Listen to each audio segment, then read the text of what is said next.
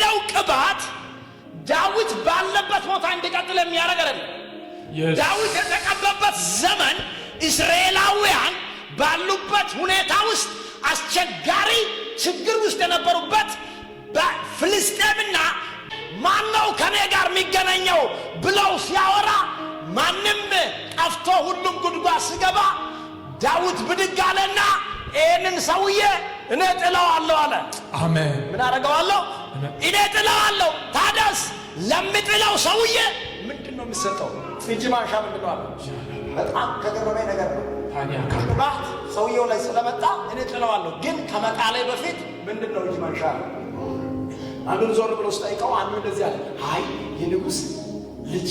ሁለተኛስ የንጉሥ ከልጁ ቀጥሎ ዘር መንዘሩ ከግብር ነፃ ይወጣል ብሎ ሁለት ነገር ተናገረ። ከዛ በኋላ ዘር መንዘሩ ከግብር እንዲወጣ የግድ ጎልያድን መጣል አለበት። ዳዊት ይወጣና ጫካ እንደለመደው ዋዳርና ተደረገው ለገም አርጎ ጊዜ አስገብቶ ጎሮጆ ውስጥ አስገብቶ መጣ። ሲመጣ እኔ ነገሩን ለማሳጠር ጎልያድ ፊት ላይ ቆመ። ሲቆመው ጎልያድ እንደያለ ካ ሬቶ አቤት ኤስ ውሽቾታ አንበጨማዳው አጥቶበጋል። እኔ ውሻ ነኝ እንዴ አንተ በትር ይዘብኝ በሌላ የምትመጣው? እኔ በአማልክቶቼ ስም በጭፍራዎቼ ስም ረግመዋለሁ አለ። ከዛ ዳዊት እንደዚህ አለ፣ አንተ በተገዳደርከው በእስራኤል አምላክ ስም መጥቼብሃለሁ።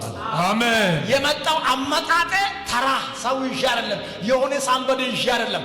ሰማይና ምድርን የፈጠረው በተገዳደርከው በእስራኤል አምላክ ስም ነው። አሜን። የመጣሁት አለ። ከዛ በኋላ አንድ ነገር አደረገ። ወንጭፏን ያዘ።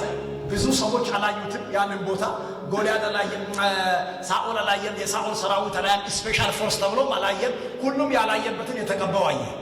አሜን። አጠገብ ላይ ያለውን ሰው ያዘውና እግዚአብሔር ከተቀባ ሰው ጋር ያኖር ይበለው። እግዚአብሔር ከተቀባ ሰው ጋር ያኖር። በደንብ ተናገረው። እግዚአብሔር ከተቀባ ሰው ጋር ያኖር ይበለው።